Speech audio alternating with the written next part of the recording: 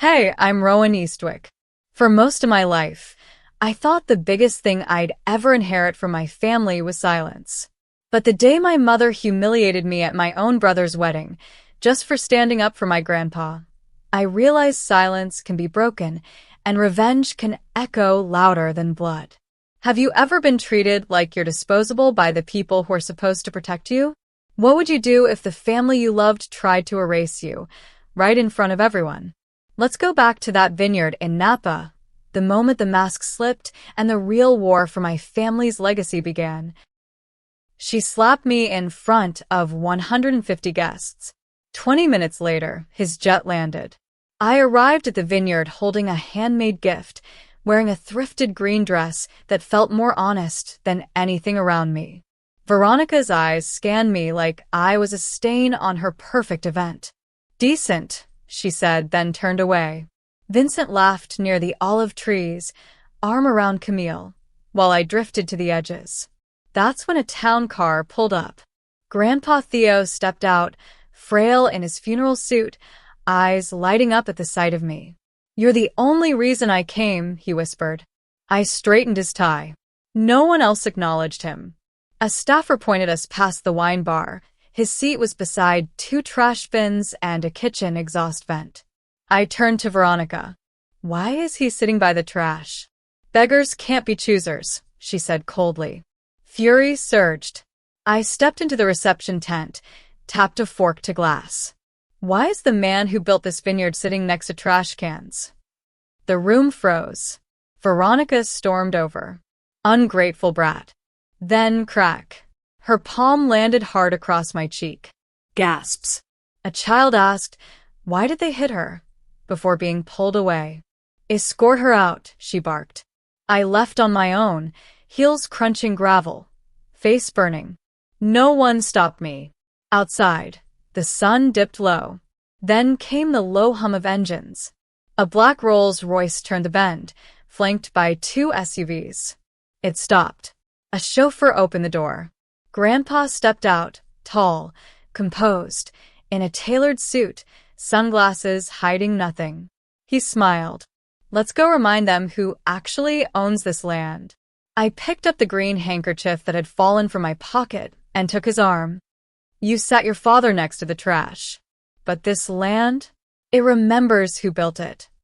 I stood still under the stone archway, hand clutching the green handkerchief Grandpa had given me years ago, the silver K embroidery glinting in the late sun. I remembered walking this vineyard as a child, trailing Grandpa's footsteps between vines, him whispering about soil and legacy, while my mother told me not to get my dress dirty. This land is for men to deal with. The reception roared with chatter and clinking glasses as the MC toasted Vincent's visionary ambition. Veronica beamed near the stage, mic in hand. That's when the doors swung open. 3 men in black suits parted the path. Grandpa stepped in. No one dared stop him. He walked straight through the tables, eyes steady, flanked by his 2 aides. The crowd turned. Gasps rose like a wave. Phones lifted. Veronica faltered mid-sentence. "And to..." Her words stalled as Grandpa reached the stage. Without hesitation, he extended his hand. She froze. He took the mic. "I wasn't going to say anything," he said, voice low but sharp. "But then you sat me next to trash." The air turned brittle. A few laughs, nervous, unsure. "I built this vineyard, named it after my wife, gave it to this family with trust. But today I was reminded trust can rot, too." He turned slightly. His eyes found mine. "This vineyard belongs to her now." A beat.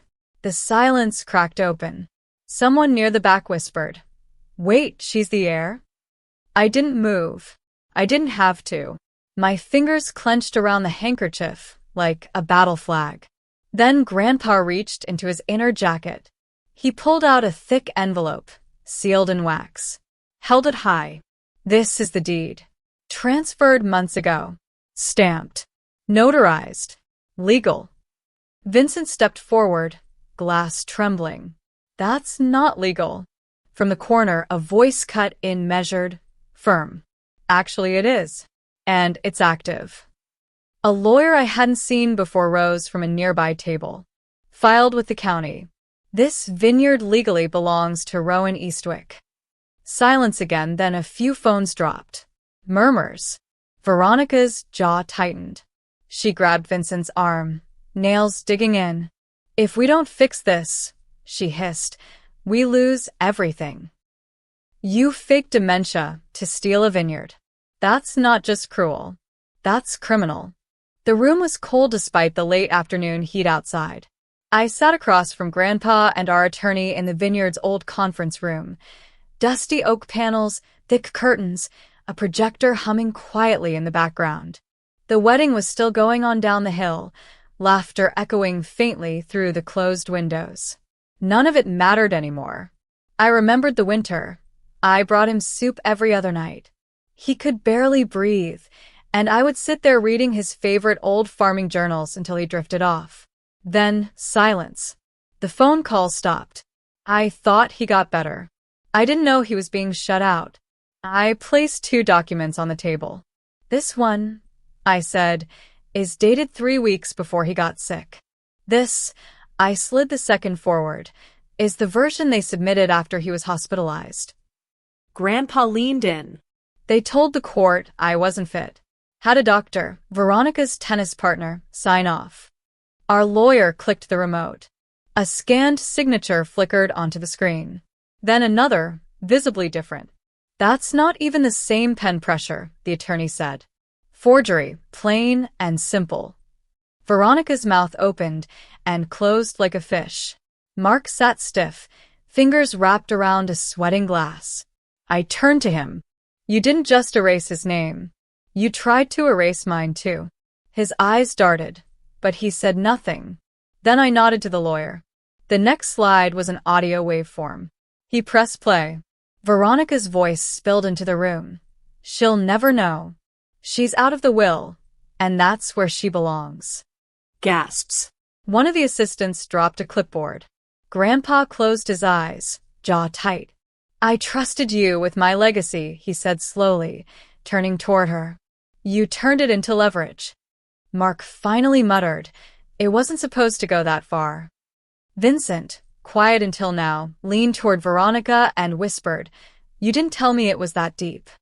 The attorney adjusted his glasses, pulled out a folder, and said calmly, There's a special clause. If betrayal is proven, inheritance reverts. It's active. Spotlights dimmed to the center of the table. The air went razor-thin, and I smiled for the first time that day. They didn't just cut me out of the wedding. They tried to erase I ever existed. The reception was in full swing when I stepped through the wide doors of the main hall, Grandpa and our attorney on either side of me. Guests turned, champagne flutes paused midair. The air buzzed with nerves and curiosity. I didn't need a microphone. I walked up to the center of the floor and placed a large leather-bound album on the nearest table. Let's talk about erasure, I said, flipping it open. Page after page of family photos, vacations, celebrations, and graduations, meticulously cropped. I was missing from everyone. No childhood shots. No holidays. Just ghost-shaped gaps. A murmur rippled. Then Aunt Liza gasped, stepping forward. Wait, I remember her at Thanksgiving. That's the year she wore Eleanor's brooch. I turned another page. She didn't forget me. You just cut me out. From my bag, I pulled a sealed envelope. This is a Stanford admission letter. Full scholarship. Postmarked. Real seal. I held it high. She threw it away before I ever saw it. Veronica's voice exploded across the hall. This is insane. You've always been ungrateful. No, I said, steady. I was just unwanted. Gasps. Some guests whispered. Others started filming. The string stopped playing. The room felt like glass, ready to crack. Grandpa stepped up. She gave away your future because it didn't fit her image. Someone muttered near the cake table. This is monstrous. I reached the final photo. My face had been cut clean from the frame. I stared at it, then at Veronica. "You edited me out of your world," I said, lifting the frame. "Now watch me rewrite the ending." I slammed it onto the floor. The glass shattered loud and final. Spotlight caught Veronica's frozen face. She opened her mouth, but no sound came. Vincent stepped forward, raising a hand. "Let's not make a scene." Grandpa cut him off, voice sharp. "No, son." "The scene was made the moment you stayed silent." The guests went still. Then Grandpa's voice dropped low but clear. "There's one last clause I haven't invoked, but I'm about to." She forged trust. I triggered a clause. The library at Eastwick Vineyard smelled of old paper, cedar, and something older, like legacy left too long in silence. I sat at the long oak table, same place Veronica had claimed for decades, only now I faced the men and women who once answered to her. Grandpa stood beside me, calm and deliberate, hand resting lightly on the sealed folder he'd protected for years. I remembered his words at dinner when I was 15. Smart people write escape hatches into their promises. I hadn't understood then. I did now. Grandpa placed the envelope on the table. "This," he said, voice clear, "is the original trust. Signed. Sealed. Witnessed by Eleonora. Clause 7 is embedded and binding." A murmur rose. The attorney sliced the wax, unfolding the aged parchment. "Rowan Eastwick, full operational control upon breach of good faith." From my laptop, I played a clip. Veronica's voice, caught by a camera in the cellar kitchen. "We rewrote the will. He won't even remember." Silence dropped like a guillotine. A shareholder leaned forward, pale. "Is that real?" The lawyer nodded. "Legal precedent holds. Any inheritance manipulated by proven fraud is reversible under California law. Clause 7 is enforceable." Veronica lunged for the folder. 2 guards stepped in, gentle but firm. Her hands froze in midair. Grandpa didn't flinch. "She thought I was old," he said to no one in particular. "I was just patient." Mark remained still. Vincent watched like a man doing math and not liking the answer. I rose, pulled the chair back, the one my mother had claimed for 20 years. I sat down in it. Slowly. Then I looked straight at her. "You tried to erase me. I'm writing myself in permanent ink." The lawyer raised his voice. "Effective immediately, full operational and legal control of Eastwick Vineyard transfers to Ms. Rowan Eastwick." The room held its breath. No applause. No outrage. Just silence, respectful, stunned. A board member whispered, "She's got her grandmother's eyes. And now, her empire." Vincent finally moved, jaw clenched. "You just made yourself a target." I didn't blink. "No." "I made myself untouchable. You called me a burden. Tonight, I feed the town." The vineyard glowed under soft lantern light. Tables stretched across the gravel path, lined with white linen, rosemary tucked into the napkins. Guests laughed over glasses of wine, some barefoot in the grass, others sharing stories that smelled like memory. I stood near the pergola, Eleonora's brooch pinned to my dress, greeting each guest with a nod and a genuine smile. For once, I wasn't fighting to belong. I simply did. Grandpa sat beneath the olive tree in his old tweed jacket, swirling a glass of red. His eyes followed me as I moved, filled with quiet pride. Then they came. Veronica and Vincent stepped onto the patio, heads high like they still owned the soil. She wore beige silk. He adjusted his cuffs like cameras were watching. No one turned to greet them. They walked in silence past the mayor, past the bakers who'd worked here for 20 years, past the sommelier who used to sneak me honey bread as a child. None offered a glance. Grandpa stood slowly and tapped his glass. "To the one," he said, voice calm but sure, "who remembered what family is supposed to mean." Polite applause. Veronica stepped forward, face tight. "You're tearing this family apart." No one responded. Her words dropped, empty. I walked to the center, and picked up the mic. This vineyard no longer belongs to fear, pride, or silence, I said. It belongs to those who build, protect, and love. No one clapped, but they listened. Veronica's lips twitched. Her heels clicked once, twice.